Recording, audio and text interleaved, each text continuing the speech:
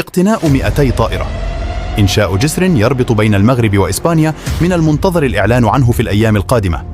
توسعة وإحداث طرق سيارة ومدارية تربط بين جميع ربوع المملكة. إنشاء عدة خطوط ترامواي في عدة مدن مغربية. تهيئة مدينة طنجة تك. المشروع المغربي الصيني باستثمار يقدر ب10 ملايير دولار. تجديد المطارات وتوسعتها، والكثير من المشاريع التي ستجعل من المغرب من أقوى البلدان الاقتصادية العالمية.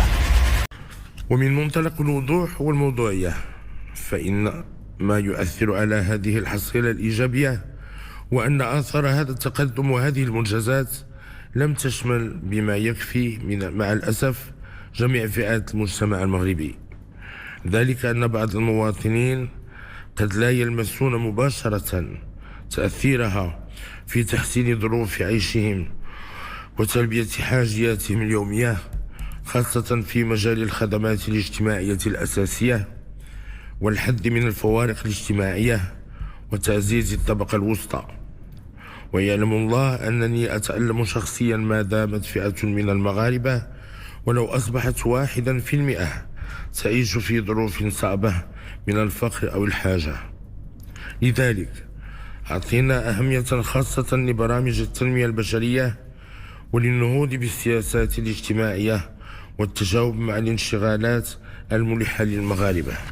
غادي نقول لك هذا الشيء راه كثروا فيه، ماشي اشنو رايك كثروا فيه، لانه عرفتي جاب هذا الشيء، جابوا هذا السكوت، الناس سكتات وعطات راسها للنحيره. نموت اسيدي غنخرج نموت، ولا هذه المصيبه اللي وقع دابا. علاش سي اخي الناس عندهم الفلوس، الاخرين عندهم الفلوس، كلهم عندهم ماده، علاش غادي ينتبهوا للفقير؟ اليوم كاين مشكل ديال ثقه كبير وديال عزوف كبير، خصنا نعالجوه قبل ما نفكروا في نموذج دموي. هذا النموذج الدموي خصو تبنى بالثقه. المغاربه خصهم يثيقوا في بلادهم، هذه بلادهم والخيرات ديالها غادي يقتسموها غدا في كل الجهات وفي كل المناطق، كلشي يستافد. هذا الشيء غادي يرجع الثقه للمغاربه، ولما لا انذاك غادي يوضعوا الثقه في اللي غادي يختاروه هما عن وعي وعن درايه باش يقود البلاد ديالهم الى ما هو احسن، ماشي يقودها سميتو بالالتفاف على هذا او بالعواطف، لا، المشروع امام المشروع باش يمكن لنا نشوفوا. اذا القيادات الحكومه راه هي مسؤوليه جمه، راه الامانه يعني تعرضت على الجبال ورفضتها الانسان بالزربه ديالو. خاصو يتسمى وزير، يتسمى رئيس حكومه. التسميه خصك تكون قد التسميه وتقوم بالمهام، لانها كلها تضحيه وماشي سهله، والمسؤوليه راها ما غيمشي لها غير الحمق هكا مغمض عينيه، خصو يوجد راسو. ولهذا المغاربه خصهم يختاروا الكفء اللي كيتحلى باخلاق عاليه، وخصوصا اللي عندهم مشروع كبير وانهم معاه. اليوم نديروا بعد القوانين ديال ربط المسؤوليه بالمحاسبه الحقيقيه باش يمكن لنا اللي بغى يترشح لشي مسؤوليه يعرف راسو اش كيتسناه. واجاتني قضيه ولد عمي راه العافيه كحله، راه الدرويش راه ما غيعيطش، والله القسم كثير ما غيعيطش. وما كايناش اصاحبي، ما كاينه 100 وفوق 100، واللي عنده 40,000 ما يعيطش.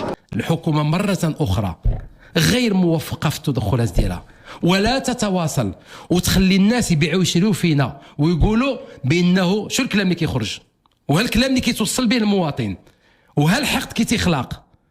تيقولوا الحولي غادي يشرى من اسبانيا ب 500 ب 1000 درهم او 1100 درهم، والدوله حكومه غتدعم هذاك المستثمر، هذاك المستورد، هذاك الفلاح الكبير، ماشي الفلاح الصغير، هذاك رجل الاعمال او المراه السيدات الاعمال اللي غادي تجيب هاد الخرفان هادو ب 1100 درهم، غتدعمهم وتعطيهم 500 او 600 درهم ديال الدعم، وكتقول لهم هادشي اللي كيتقال اذا الحولي غادي يتقام عليه بشحال ملي كتعطيه الدوله الدعم، يتقام عليه ب 500 او 600 درهم، وبشحال غادي يبيعوا للمواطن المغربي؟ غيبيعوا ب 1000 و 2500 درهم او 3000 درهم.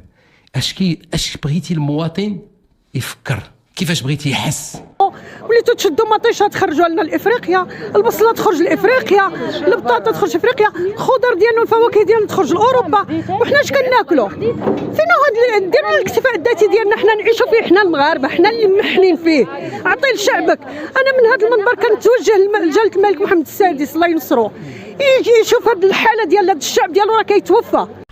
ومن منطلق الوضوح والموضوعيه، فإن ما يؤثر على هذه الحصيلة الإيجابية وأن آثار هذا التقدم وهذه المنجزات لم تشمل بما يكفي مع الأسف جميع فئات المجتمع المغربي، ذلك أن بعض المواطنين قد لا يلمسون مباشرة تأثيرها في تحسين ظروف عيشهم وتلبية حاجياتهم اليومية، خاصة في مجال الخدمات الاجتماعية الأساسية والحد من الفوارق الاجتماعية وتعزيز الطبقة الوسطى.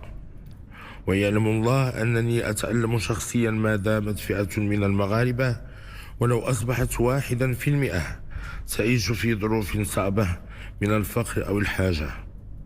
لذلك أعطينا أهمية خاصة لبرامج التنمية البشرية وللنهوض بالسياسات الاجتماعية والتجاوب مع الانشغالات الملحة للمغاربة.